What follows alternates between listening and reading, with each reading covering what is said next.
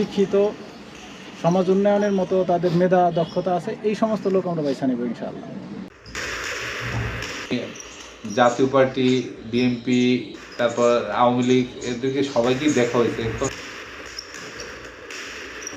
আমরা একজন ভালো প্রার্থী চাই এবং যিনি দেশের উন্নয়নমূলক কাজ করবেন।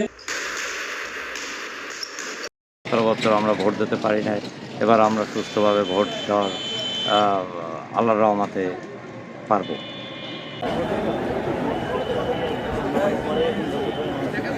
মানায় জামাত ইসলামী বরিশাল 4 মেহেন্দ্রগঞ্জ হিজলা কাজিহাট আসন থেকে আমাকে আগামী জাতীয় সংসদ নির্বাচনে এমপি কেন্দ্র হিসাবে নির্বাচিত করার জন্য প্রার্থী।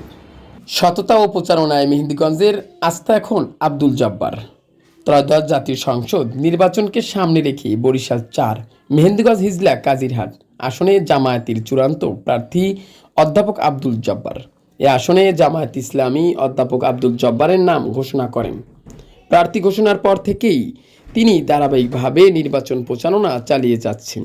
স্থানীয়দের মতে জামায়াতের মনোনীত প্রার্থী আব্দুল জব্বার মেহেন্দিগঞ্জ হিজলা ও কাজিরহাট বিভিন্ন এলাকায় একাধিক উঠান বৈঠক ও গণসংযোগ সহ বিভিন্ন প্রচারণা করে যাচ্ছেন।